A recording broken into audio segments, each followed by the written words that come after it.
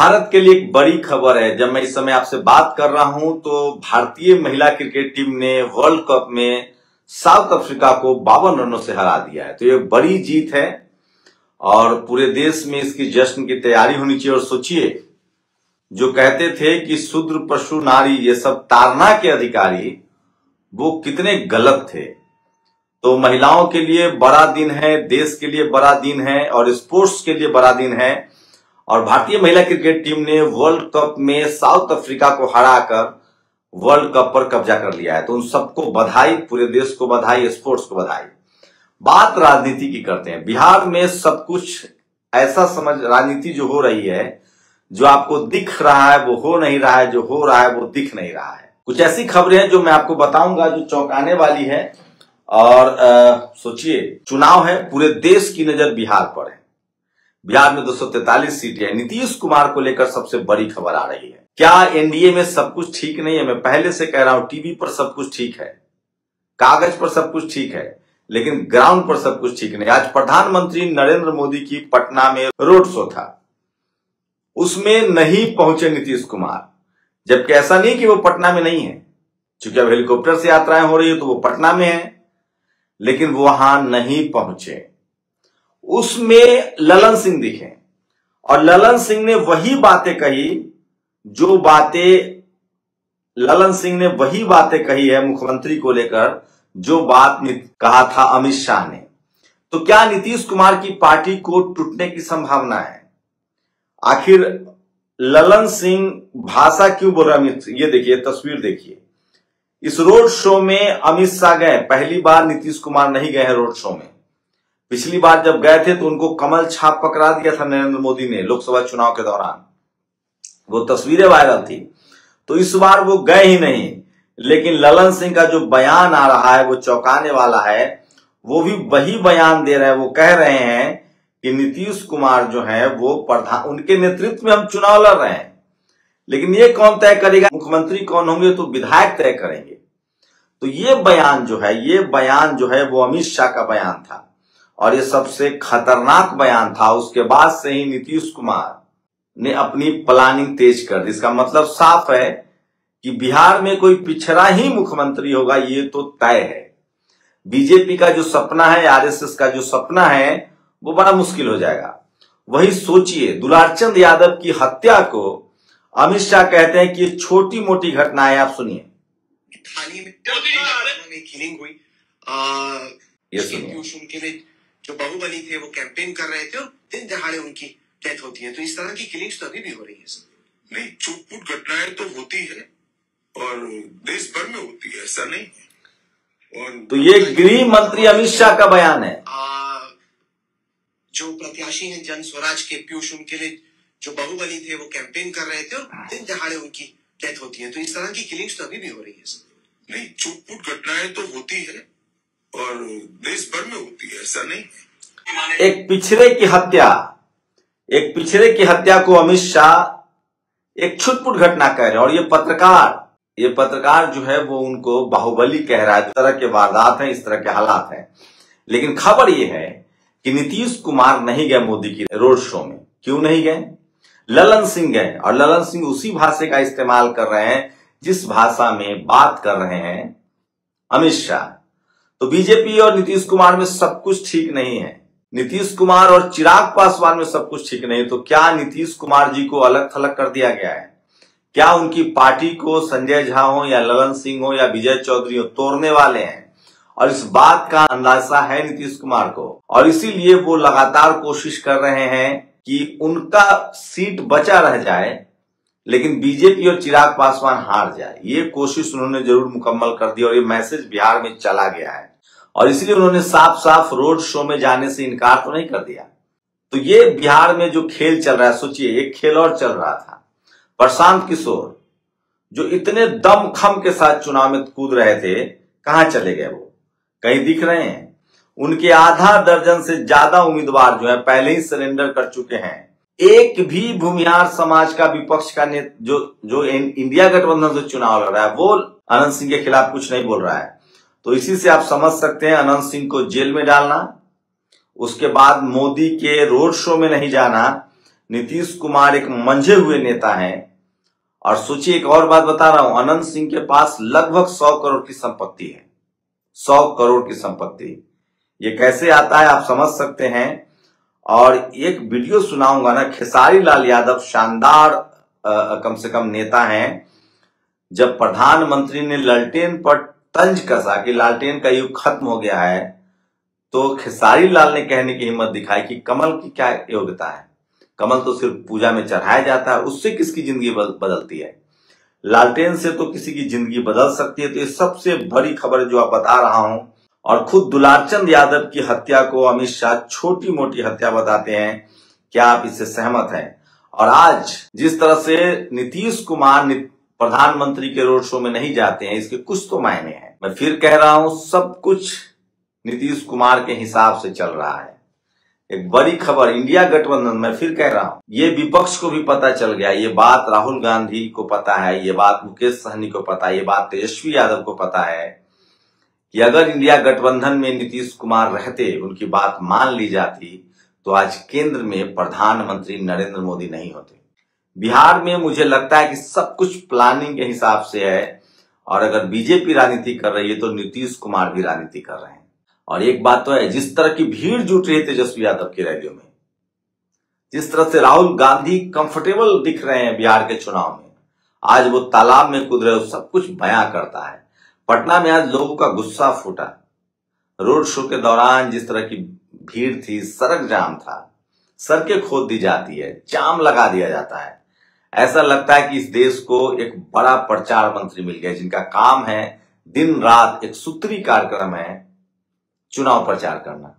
तो नीतीश कुमार क्यों नहीं गए पटना रोड शो में, ये बड़ा सवाल है। सवेरे ही बता दिया था कि गया था कि नीतीश कुमार नहीं जाएंगे। ललन सिंह की वही भाषा है जो भाषा अमित शाह की है। तो क्या बीजेपी जेडीयू को तोड़ना चाहती है? इसको बचाने का क्या तरीका है? मैं फिर कह रहा हूं कि जेडीयू के सपोर्टर्स को कम से कम उन सीटों पर, 101 सीटों पर जहां बीजेपी लड़ी, लड़ाई बहुत टफ है। 101 सीटों पर जो चिराग पासवान के जो मतदाता हैं वो उनको हरा रहे हैं, ये उनके लिए सबसे खतरनाक होगा। लेकिन मैं दावे के साथ कह सकता हूं कि दलित समाज इस तरह का काम नहीं करता है। वो बीजेपी के इशारे पर नहीं करेगा। वो सबसे ज्यादा समाजवाद, सोशलिज्म, बाबा साहेब के संविधान के लिए लड़ता है। बीजेपी के जो कोर वोटर हैं, वो कौन वोटर है वो आप सब जानते हैं, सवर्ण समाज के वोटर है। वो नीतीश कुमार के साथ ऐसा कर सकते हैं। ऐसे में जो पिछड़ा, अति पिछड़ा और महिलाएं वोटर है, उनको सावधान रहना चाहिए। और अगर बीजेपी की कोशिश है कि नीतीश कुमार को बीच से हटाया जाए, तभी उसका अपना मुख्यमंत्री होगा। और इसके लिए जरूरी है कि जेडीयू को तोड़ लिया जाए, जैसे महाराष्ट्र में शिवसेना को तोड़ा गया, शिंदे को तोड़ा गया। तो क्या ललन सिंह अब बीजेपी के पाले में है? पहले भी उन पर इस तरह के आरोप लगे हैं, सरकारें बदली थी। आरसीपी सिंह को भी नीतीश कुमार ने हटाया था। तो नीतीश कुमार का क्या राजनीति में इस्तेमाल किया जा रहा है और क्या नीतीश कुमार इस खेल को समझ रहे हैं? सवाल है कि अगर गठबंधन में सब ठीक है तो नीतीश कुमार क्यों नहीं गए? ये बड़ा सवाल है। वहीं आप तेजस्वी यादव को देखेंगे तो हाल के दिनों में नीतीश कुमार पर बिल्कुल हमला करना बंद कर दिया है। जो पहले वो भी बोलते थे वो भी बोलना बंद कर दिया गया है। तो सोचिए, नीतीश कुमार ने बीजेपी को बिल्कुल फंसा दिया। 143 सीटों पर आरजेडी चुनाव लड़ रही है और उसमें से लगभग 110 से 20 स्कोर कर सकती है। तो आरजेडी तेजस्वी यादव का लगभग मुख्यमंत्री बनना तय है, क्योंकि उनके पास दोनों ऑप्शन है। तो क्या ऐसे में नीतीश कुमार अपने बेटे को डिप्टी सीएम बना सकते हैं? क्या जेडीयू का सारा जो तंत्र है वो अब नीतीश कुमार के पुत्र चला सकते हैं और वो राजनीति से रिटायर हो सकते हैं?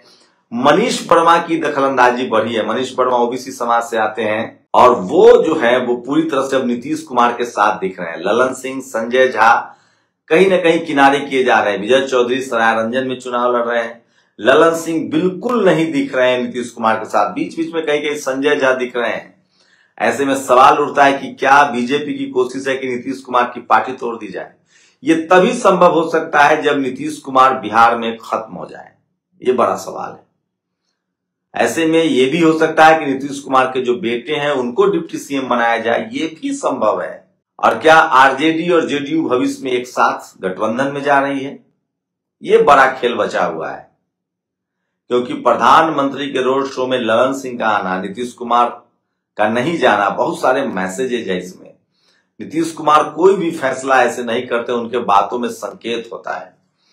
तो एक बात तो है कि बिहार चुनाव का आप जैसे समझ रहे हैं वैसा है नहीं। पीके ने बिल्कुल सरेंडर कर दिया है और पीके से जो भी नुकसान हो रहा है वो बीजेपी को हो रहा है। और ये बात पीके को पता चल गई और ये बात तो तय है कि पीके पूरी तरह से बीजेपी के साथ थे, उनके एजेंडे के तहत काम कर रहे थे। तो बीजेपी का एक ही सपना है कि बीजेपी का अपना सीएम, और उसमें भी सवर्ण समाज का सपना है कि सवर्ण सीएम। इस रास्ते में सबसे बड़े रोड़ा एनडीए में नीतीश कुमार है। मैं दावे के साथ कह सकता हूं कि चिराग पासवान को भी बीजेपी कम से कम मुख्यमंत्री तो मानने के लिए तैयार नहीं होगी। जो उसने महाराष्ट्र में किया वो सबको पता है। अभी नीतीश कुमार के पास भी अभी पत्ता बाकी है। देखते हैं नीतीश कुमार अगर वो 10 सीट से कम आते हैं तभी उनकी स्थिति खराब हो सकती है। लेकिन बीजेपी और चिराग पासवान आरजेडी के खिलाफ नहीं लड़ रहे हैं, वो नीतीश कुमार के खिलाफ लड़ रहे हैं। नीतीश कुमार बीजेपी के खिलाफ लड़ रहे हैं, आरजेडी बीजेपी के खिलाफ लड़ रही है। तो अभी बहुत कुछ बाकी है। 14 तारीख को इस देश का पूरा खेल तय होगा। और अगर नीतीश कुमार और आरजेडी की वापसी होती है तो फिर केंद्र में नरेंद्र मोदी की सरकार बनाए रखना बहुत मुश्किल हो जाएगा। मैं फिर कह रहा हूं, बिहार में जगदेव बाबू की शहादत है, जननायक कर्पूरी ठाकुर के विचार हैं, लालू यादव का सामाजिक न्याय है, नीतीश कुमार रामविलास पासवान जी का जीवन संघर्ष है। और इतनी आसानी से बिहार में सामाजिक न्याय की राजनीति को तो खत्म नहीं किया जा सकता है, ये बात तो तय है। और ये कम से कम लालू यादव रामविलास जी लालू यादव नीतीश कुमार के रहते नहीं हो सकता था। अब रामविलास जी नहीं है, अभी भी लालू यादव और नीतीश कुमार हैं। और उन दोनों को रहते दलितों, पिछड़ों, अति पिछड़ों, महादलित, अल्पसंख्यकों की राजनीति को आप खत्म नहीं कर सकते हैं। ये एक बड़ा सवाल है। इसी बीच कांग्रेस एक बड़ी मजबूत पार्टी बनकर उभर रही है।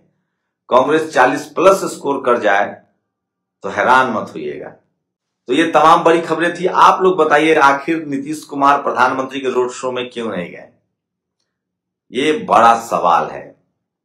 उसमें भी सवाल है कि ललन सिंह भी उसी भाषा में बात कर रहे हैं जिस भाषा में अमित शाह बात कर रहे हैं। वहीं दूसरी तरफ सोचिए, दुलारचंद यादव की हत्या को इस देश के गृह मंत्री छिटपुट घटना कहते हैं। उनका कहना है कि इस तरह की छिटपुट घटनाएं होती रहती है। तो हाँ, दलित पिछड़ों की मौत छिटपुट घटना है। दलित पिछड़े जैसे जगदेव बाबू की मौत, लेकिन इतिहास में ये बड़ी घटना बनेगी। इसका सामाजिक बदलाव पर बड़ा असर पड़ेगा। जगदेव बाबू को भी मारने वालों ने नहीं सोचा होगा कि जगदेव बाबू अमर हो जाएंगे। जननायक कर्पूरी ठाकुर को गाली देने वाले को नहीं सोचा होगा कि उनको भी भारत रत्न देकर माला पहनाना पड़ेगा। अरे बाबा साहेब को न मानने वाले को नहीं कभी सोचा नहीं होगा कि इतिहास उनको महानायक बना देगा। सोचिए, मैं फिर कह रहा हूं, अगर न्याय के रास्ते पर है, सत्य के रास्ते पर है, आप परेशान हो सकते हैं, पराजित नहीं। इतिहास आपके साथ न्याय करेगा। सत्ता तो हिटलर के पास भी था, मुसोलिनी के पास भी था। इतिहास में कौन सी जगह है? मैं इसलिए कह रहा हूं, इतिहास उनका लिखा जाता है जो मानवीय हो, उदार हो और जो सच के साथ हो। मैं फिर कह रहा हूं कि ये लोग जो दुलारचंद यादव की हत्या को मामूली हत्या कहते हैं, दुलारचंद यादव की हत्या अब सामाजिक न्याय की एक बड़ी लड़ाई बन गई है। वही तेजी से पिछले 10 दिनों में जो पूरी घटनाक्रम हुई, अभी रुक जाइए। अभी पहले फेज के चुनाव में अभी 3 दिन का प्रचार बचा हुआ है। 2 तारीख, 3 और 4, 2 दिन का प्रचार बचा हुआ है। 2 दिन में बड़े खेल होने बाकी है। 14 को इस देश की राजनीति तय होगी। राजनीति बिहार के लोगों में नस नस में है। यूपी बिहार से के नाली से बहकर दिल्ली की सत्ता आती है। नरेंद्र मोदी को भी पीएम बनने के लिए यूपी लड़ना पड़ा था। मैं फिर कह रहा हूं, सब कुछ आसान नहीं है। बिहार, यूपी, झारखंड अकेले किसी को दिल्ली पर बैठा सकता है तो दिल्ली से उतार भी सकता है। यूपी ने थोड़ा मुख मोड़ लिया था दलित पिछड़ों ने, कुर्मी कुशवाहा ने, तो नरेंद्र मोदी 240 पर आ गए। इस बार अगर नीतीश कुमार और बिहार और झारखंड ने मुख मोड़ लिया तो बीजेपी 100 का आंकड़ा पार नहीं कर पाएगी। ये भी सच है और ये बात राहुल गांधी को पता है। इसलिए राहुल गांधी लगातार तालाब में छलांग लगा रहे हैं। दलितों, पिछड़ों, शोषित, वंचितों के साथ गठजोड़ कर रहे हैं। तेजस्वी यादव की रैली में जिस तरह की भीड़ जुट रही है उससे साफ है कि बिहार में अंडर करंट चल रहा है। नहीं पता है तो सड़कों पर जाके निकलिए तो सही। शुक्रिया। नेशनल दस्तक की आपसे गुजारिश है कि अगर इसको बचाना चाहते हैं तो नेशनल दस्तक को सब्सक्राइब करने के लिए रेड कलर के सब्सक्राइब बटन को दबाएं, फिर बेल आइकन की घंटी दबाएं। नेशनल दस्तक को बचाने के लिए बहुत जरूरी है कि हर खबर को शेयर करें, लाइक करें, कमेंट जरूर करें।